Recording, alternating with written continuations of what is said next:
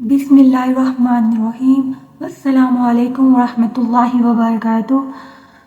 آج کا جو ہمارا موضوع ہے وہ حیض و نفاس کے متعلق ہے کہ حیض و نفاس کیا ہے، اس میں کیا عبادت ضروری ہے اور کیا نہیں۔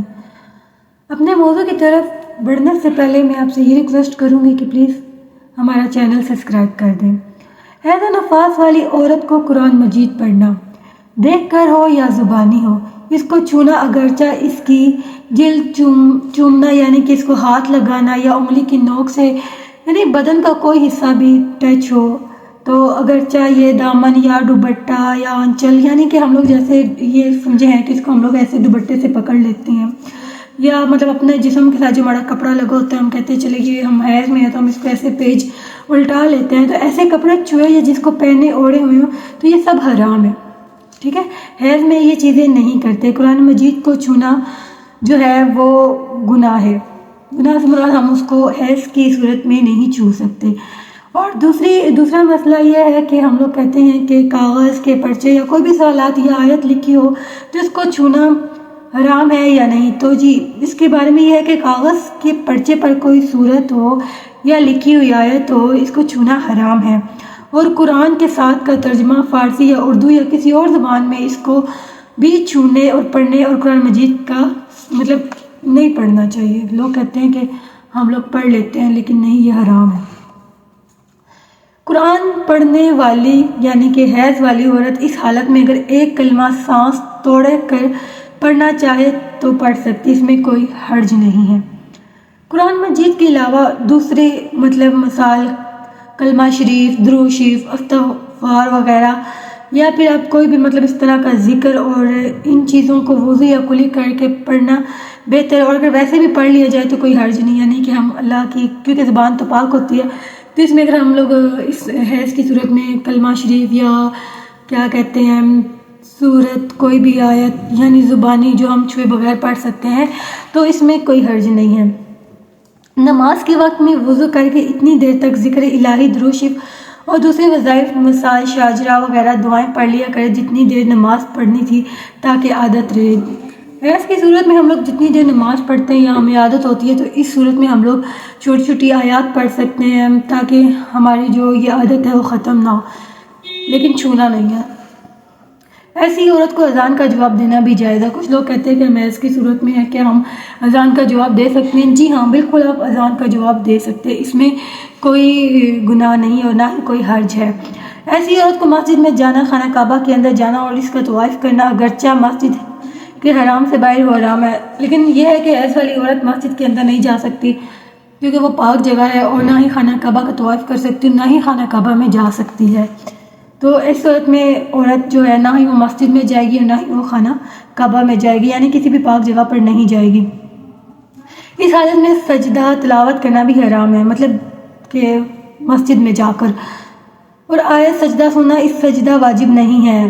تو عیدگاہ کے اندر جانا، ہاتھ بڑھ کر کوئی مسجد سے چیز لینا جائز ہے۔ ہم مطلب حیض کی صورت میں اگر ہم مسجد میں جا کر کوئی چیز لیتے ہیں مطلب کوئی پکڑتے ہیں تو وہ ناجائز نہیں ہے، لیکن مسجد کے اندر نہیں جانا، باہر۔ تو اس حالت میں روزہ رکھنا اور نماز پڑھنا حرام ہے، بلکہ نمازیں معاف ہیں، ان کی قضا بھی نہیں ہے۔ تو ہاں روزوں کی قضا اور دنوں میں رکھنا فرض ہے، لیکن ہمارے یہاں بہت کم لوگ ہی اپنی فرض پورے کرتے ہیں، اول تو کرتے ہی نہیں ہیں، تو لہذا جن کے یہ روزے حیض کی دنوں میں چھوٹ جائیں تو وہ اپنے روزے فرض ہیں یہ اپنے عام دنوں میں پورے کریں۔ نماز کا وقت آخر آ گیا، ابھی تک نماز نہیں پڑھی کہ حیض آیا یا بچہ پیدا ہوا تو اس وقت نماز معاف ہو گئی، اگرچہ اتنا تنگ وقت ہو گیا کہ اس نے نماز کی گنجائش نہ ہو، ٹھیک ہے۔ اب نماز پڑھنے میں حیض آ گیا یا بچہ پیدا ہوا تو نماز معاف ہے، یعنی کہ نماز پڑھتے ہوئے اکثر لوگوں کو پیریڈ ہو جاتے ہیں تو وہ نماز معاف ہو جائے گی۔ ایسی اگر اس کا پورا دن اس نے روزہ رکھا ہوا ہے اور روزے کے دوران اس کو حیض آ گیا تو اس کا بھی روزہ مطلب قضا میں شامل ہوگا، اس کی قضا رکھنی پڑے گی۔ البتہ اگر نفل نماز تھی تو اس کی قضا واجب ہے، یعنی کہ اگر آپ لوگ نفل پڑھ رہے ہو اور وہ واجب ہیں تو اس کی قضا ہو سکتی ہے۔ حیض والیوں کو 3 دن سے کم خون آ کر بند ہو گیا اور تو روزہ رکھ کے اور وضو کر کے نماز پڑھیں نہانے کی ضرورت نہیں. پھر اس کے بعد اگرچہ 15 دن کے اندر خون آیا تو اب نہائیں اور عادت کے دن نکال کر باقی دنوں کی قضا کریں، اور جس کی کوئی عادت نہیں وہ 10 دن کے بعد نماز قضا کرے. ہاں اگر عادت کے دنوں میں کے بعد بے عادت والی نے 10 دن کے بعد غسل کر لیا تھا، ان دنوں کی نمازیں ہو گئیں، قضا کی ضرورت نہیں، اور عادت کے دنوں سے پہلے کے روزوں کی قضا کر کے بعد کے روزے ہر حال میں ہوں گے. جس عورت کو 3 دن رات اور 3 راتیں 3 دن کے بعد حیض بند ہو گیا اور عادت کے دن ابھی پورے نہ ہوئے تو وہ خون عادت پوری ہونے سے پہلے بند ہو گیا تو بند ہونے کے بعد وہ غسل کر کے نماز پڑھنا شروع کر دے، عادت کے دنوں کا انتظار نہ کرے.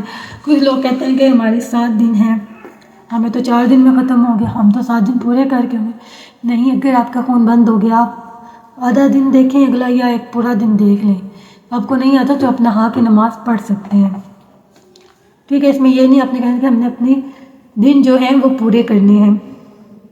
عادت کے دنوں سے خون زیادہ 11 دن سے بڑھ گیا تو حیض میں 10 دن ہے اور نفاس میں 40 دن تک انتظار کریں. اس کی مدت کے اندر بند ہو گیا تو اب آپ نہ دھو کر نماز پڑھ سکتے ہیں، اور اس مدت کے بعد بھی جاری رہا تو نہانا اور عادت کے بعد باقی دنوں کی قضا کریں، نماز کی بھی اور روزوں کی بھی. جو لوگوں کی بیماری بن جاتی ہے یہ پھر اگر اس کے 11 دن ہے چلا ہوتا ہے، اگر آپ 40 دن تک آپ کو بلڈ ہے تو آپ نماز پڑھ سکتے نہیں پڑھ سکتے لیکن اگر آپ کو 40 دن بعد بھی بلڈ ہے تو آپ کی بیماری بن گئی تو پھر آپ ان کی نمازیں قضا پڑھیں گی. ٹھیک ہے، وہ پھر آپ پہ وہ آپ کو نمازیں معاف نہیں ہیں. حیض پورے 10 دن اور نفاس پورے 40 دن. نفاس سے مراد بچہ جو پیدا ہوتا ہے اس کا. اور نماز کا وقت میں اگر اتنا بھی باقی ہو کہ اللہ اکبر کا لفظ کہے تو اس وقت کی نماز پر فرض ہوگی، نہا کر اس کی قضا کرے. اور اگر اس سے کم ہو اور اتنا وقت ہے کہ جلدی سے نہا کر اور کپڑے پہن کر ایک بار اللہ اکبر کہہ سکتی ہے تو فرض ہوگی، قضا کرے. اور اتنا وقت نہ ہو تو نہیں.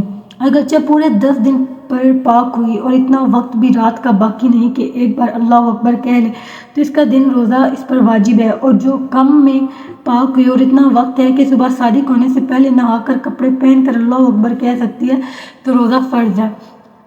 اگر نہا لے تو بہتر، ورنہ بے نہائے نیت کر لے اور صبح کو نہا لے جو اتنا وقت بھی نہیں کہ اس کا دن کا روزہ اس پر فرض نہ ہو. البتہ روزہ داروں کی طرح رہنا واجب ہے. کوئی بات ایسی جو روزے کے خلاف ہو، مثلا کھانا پینا حرام ہے.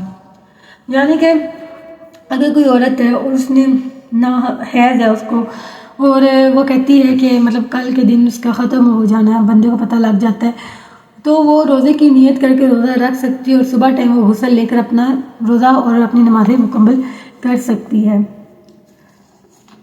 حیض و نفاس اپنی